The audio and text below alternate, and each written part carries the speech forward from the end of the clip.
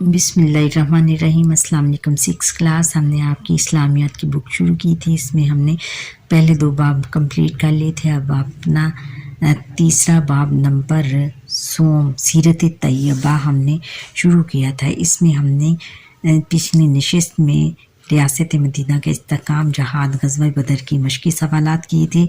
आज हम ग़ज़वा उहद पढ़ते हैं।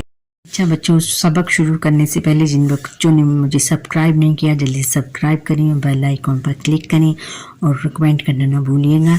अच्छा, ग़ज़वा उहद सबक का ये है कि हासिलात ताल्लुम।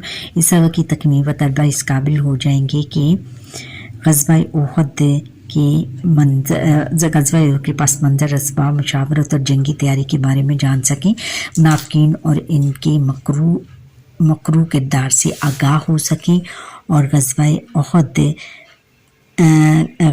उहद में रूनुमा होने वाले मौजज़ात और दफ़ात के बारे में भी जान सकें, बयान कर सकें और ग़ज़वा उहद में 5 बच्चों और ख़वातीन के किरदार से आगाह हो सकें और ग़ज़वा उहद के शुरका, मुजाहिदीन, अंसार और ख़ुसूसन हज़रत अली करमुल्लाह वजह, हज़रत हमज़ा और हज़रत तलहा बिन अबैदुल्लाह और हज़रत साद बिन अबी वक़ास रज़ियल्लाहु तआला अन्हुम की रसूलुल्लाह ख़ातमुन नबिय्यीन सल्लल्लाहु अलैहि वसल्लम के लिए जान सारी के मुतल्लिक़ आगाह हो सकें। और आगे है कि ग़ज़वा उहद के नताइज व असरात को समझ कर मुसलमानों को हासिल होने वाले दीनी और सियासी फ़वाइद का जायज़ा ले सकें और ग़ज़वा उहद के तनाज़ुर में मुशावरत की अहमियत को समझ कर अपनी ज़िंदगी में इससे रहनुमाई हासिल करके अमली नमूना पेश कर सकें।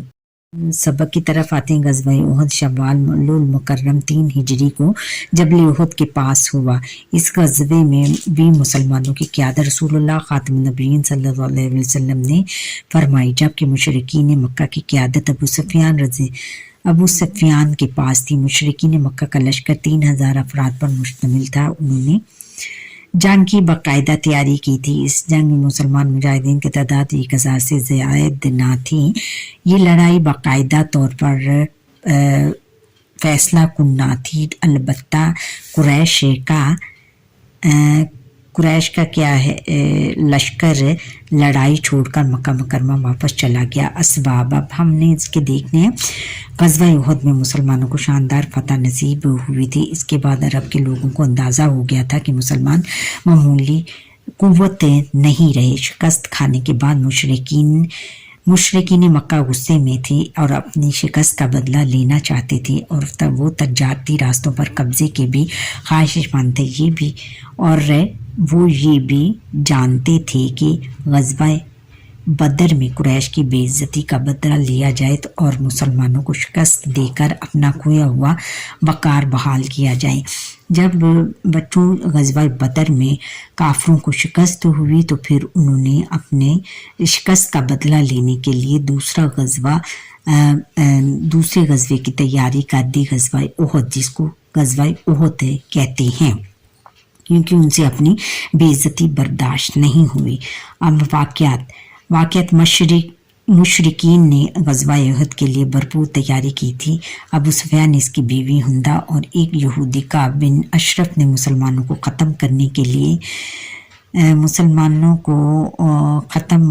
लिए लोगों को आमादा किया। ग़ज़वा उहद में मुशरिकीन मक्का का लश्कर 3000 से ज़ायद अफराद पर मुश्तमिल था, जिनमें से 700 ज़िरापोश थे। उन्होंने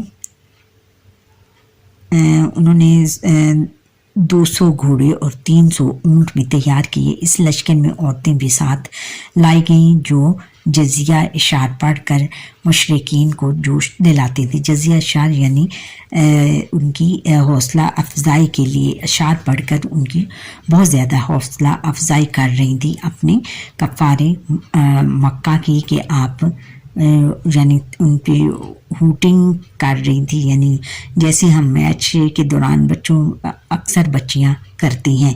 और ये देखें बच्चों, یہ جو ہے یہ شیوا کس کا ہے؟ کافروں کا شیوا ہے، یہ ہم مسلمانوں کا شیوا نہیں کہ ہم بچیاں جا کر وہاں پر جا کے نعرے لگائیں۔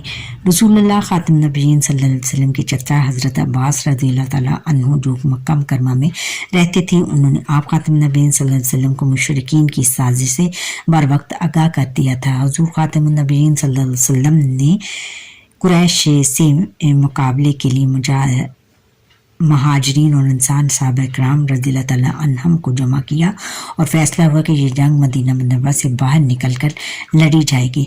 آپ خاتم النبیین صلی اللہ علیہ وسلم کے چچا حضرت عباس رضی اللہ تعالیٰ عنہ جو کہ مکہ مکرمہ میں رہتے تھے، اور انہوں نے تمام کفار کی جو سازش کر رہے تھے، آپس میں جو گٹھ جوڑ کر رہے تھے مسلمانوں کے خلاف، ان کو آگاہ کر دیا حضور نبی خاتم النبیین صلی اللہ علیہ وسلم کو۔ پھر آپ خاتم النبیین صلی اللہ علیہ وسلم نے تمام انصار اور مہاجرین کو جمع فرمایا اور یہ فیصلہ کیا گیا کہ یہ جو جنگ ہے وہ شہر سے باہر جا کر لڑی جائے گی۔ آگے ہے کہ 6 شوال المکرم 3 ہجری کو جمعہ کی نماز کے بعد آپ خاتم نبی صلی اللہ علیہ وسلم 1000 تک نقوش کے لشکر کو لے کر روانہ ہوئے۔ مدینہ منورہ سے باہر جا کر لڑنے کے فیصلوں کو بہانہ بنا کر منافقین کا سردار عبداللہ بن ابی اپنے 300 ساتھیوں کو لے کر جنگ سے الگ ہو گیا، یعنی اس نے یہ نہیں مانا، ان کی یہ جو بات تھی حضور نبی کریم خاتم نبیین صلی اللہ علیہ وسلم کی بات کو رد کر دیا اور کہا کہ ہم شہر سے باہر جا کر مدینہ منورہ سے باہر جا کر جنگ نہیں لڑیں گے، اور وہ ناراض ہو کر جنگ سے الگ ہو گیا۔ اس نے بہانہ بنایا کہ شہر کے اندر رہ کر جنگ لڑنے کا اس کا مشورہ نہیں مانا گیا۔ ان لوگوں کے ساتھ چھوٹ جانے کے بعد اسلامی لشکر کے افراد کی جو تعداد مزید کم ہو گئی۔ اس نے جب نبی اکرم صلی اللہ علیہ وسلم کا ساتھ چھوڑ دیا تو پھر جو مسلمانوں کی تعداد تھی وہ کم ہو گئی۔ اگلے دن جبل احد کے دامن میں دونوں فوجیں آمنے سامنے ہوئی۔ احد پہاڑ مسلمانوں کے پشت باتا، وہاں ایک درے پر آپ خاتم النبیین صلی اللہ علیہ وسلم نے حضرت عبداللہ بن خبیر رضی اللہ تعالیٰ عنہ کی قیادت میں 50 تیر اندازوں کا دستہ مقرر کیا تاکہ دشمن اس راستے سے میدان جنگ میں نہ آ سکیں۔ درہ کس کو کہتے ہیں؟ دروازے کو کہتے ہیں۔ پہاڑ میں ایک دروازہ بنا ہوا تھا، وہاں پر انہوں نے ان کو متعین کر دیا، یعنی وہاں پر انہوں نے ان کو پابند کر دیا کہ یہاں پر آپ نے کھڑا ہونا ہے، اور تاکہ کوئی دشمن یہاں پر ہم پر حملہ نہ کر سکے چوری چھپے۔ آپ خاتم النبیین صلی اللہ علیہ وسلم نے ان مجاہدین کو تاکید کی جب تک حکم نہ ملے اس جگہ کو ہرگز نہیں چھوڑنا۔ جنگ کے شروع میں ہی مسلمان غالب آ گئے اور کچھ دیر بعد کفار شکست کر فرار ہونے لگے۔ مسلمان سمجھے کہ وہ جنگ جیت گئے ہیں، لہٰذا جو جماعت درے کی نگرانی پر مقرر تھے اس میں چند مجاہدین کے علاوہ باقی نے اپنی جگہ چھوڑ دی۔ کافر فوج نے اس موقع کو غنیمت سمجھتے ہوئے اس درے پر قبضہ کر لیا اور مسلمانوں پر دوبارہ حملہ آور ہو گئے۔ اس دوران میں یہ افواہ بھی اڑا دی گئی کہ حضور خاتم نبیین صلی اللہ علیہ وسلم نعوذ باللہ شہید کر دیے گئے ہیں۔ اس افواہ نے مسلمانوں کے حوصلے پست کر دیے، یعنی ان کے حوصلے ٹوٹ گئے جب لوگ ادھر ادھر بکھر گئے۔ البتہ کچھ صحابہ کرام رضی اللہ تعالیٰ عنہم کی نبی پاک خاتم نبیین صلی اللہ علیہ وسلم کے ساتھ رہے اور آپ خاتم نبیین صلی اللہ علیہ وسلم کی حفاظت کا فریضہ سر انجام دیا، یعنی فرض سر انجام دیا، ان کی حفاظت پر لگے رہے، ان کی حفاظت کرتے رہے۔ ان صحابہ کرام رضی اللہ تعالیٰ عنہم میں حضرت علی کرم اللہ وجہہ، حضرت حمزہ رضی اللہ تعالیٰ عنہ اور حضرت طلحہ بن عبید اللہ رضی اللہ تعالیٰ عنہ خاص طور پر قابل ذکر ہیں۔ اس دوران میں رسول اللہ خاتم النبیین صلی اللہ علیہ وسلم کے داندان مبارک شہید ہوئے اور بہت سے مسلمانوں نے جامِ شہادت نوش کیا، جام شہادت نوش کیا، بہت سے مسلمان شہید ہوئے، جن میں حضرت حمزہ رضی اللہ تعالیٰ عنہ بھی شامل تھے، یعنی آپ کے چچا حضور نبی اکرم صلی اللہ علیہ وسلم کے چچا، جن کا بعد میں وہ ہندا نامی ان کی کافروں کی ایک لیڈی تھی، وہ اس نے ان کا کلیجہ، نعوذ باللہ، کلیجہ چیر کر کھایا تھا۔ یہ بہت بڑی ایک بات تھی مسلمانوں کے لیے، ایک بہت نازیبہ بات تھی۔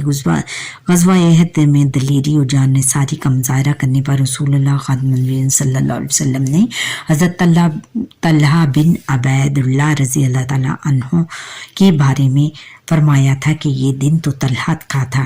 اس دن یعنی حضرت طلحہ بن عبید اللہ رضی اللہ عنہ نے حضرت حمزہ رضی اللہ تعالیٰ عنہ کے بعد بہت زیادہ بہادری دکھائی، اور حضور نبی کریم خاتم النبیین صلی اللہ علیہ وسلم نے فرمایا کہ یہ دن طلحہ کا تھا، کہ انہوں نے اس دن بہت زیادہ بہادری کا کام دکھایا۔ جب مسلمان مجاہدین کو معلوم ہوا کہ رسول اللہ خاتم النبیین صلی اللہ علیہ وسلم محفوظ ہیں، تو وہ آہستہ آہستہ دوبارہ جمع ہونا شروع ہوئے اور کفار کا ڈٹ کر مقابلہ کیا،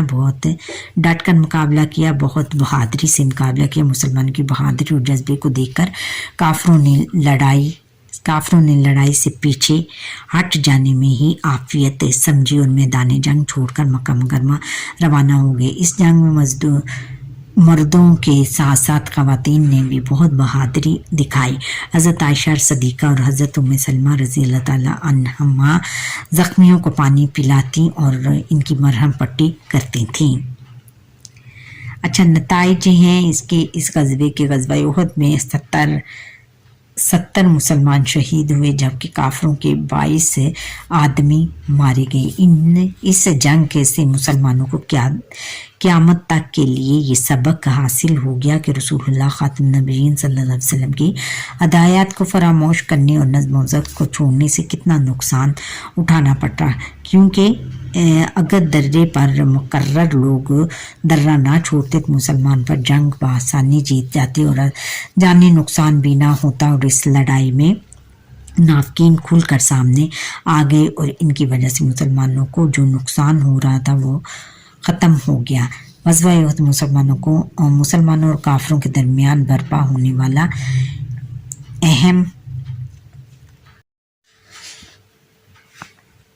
اہم غزوہ ہے، اور یہ غزوہ اگرچہ فیصلہ کن تو نہ تھا، لیکن اس میں مسلمانوں کی تربیت کا سامان موجود تھا۔ اس جنگ نے ثابت کر دیا کہ رسول اللہ خاتم النبیین صلی اللہ علیہ وسلم کی اطاعت نہ کرنے کی صورت میں ناقابل تلافی نقصان ہو سکتا ہے، یعنی اس میں مسلمانوں کی غلطی کو بنایا گیا کہ اگر وہ یہ غلطی نہ کرتے، رسول نبی کریم خاتم النبیین صلی اللہ علیہ وسلم کی حکم عدولی نہ کرتے، تو آج اس غزوہ احد کا نتیجہ اور کچھ اور ہوتا اور مسلمانوں کو ایک عظیم شان فتح نصیب ہوتی، لیکن ان کی غلطی کی وجہ سے بہت بڑا نقصان ہوا کہ بہت سارے صحابہ کرام شہید ہو گئے، اور یہ جو غزوہ احد کے نتائج تھے وہ بھی، نتیجہ اس کا جو تھا وہ بھی اتنا واضح نہ ہو سکا۔ اچھا بچوں، یہاں پر ہی ہمارے آج کے لیسن کا وقت ختم ہوا۔ آپ مجھے لائک سبسکرائب کریں، بیل آئیکن پر کلک کریں اور کمنٹ کرنا نہ بھولیے گا، اور انشاءاللہ ہم کل سے سٹارٹ کریں گے مشقی سوالات اس سبق کے۔ اچھا، اللہ حافظ۔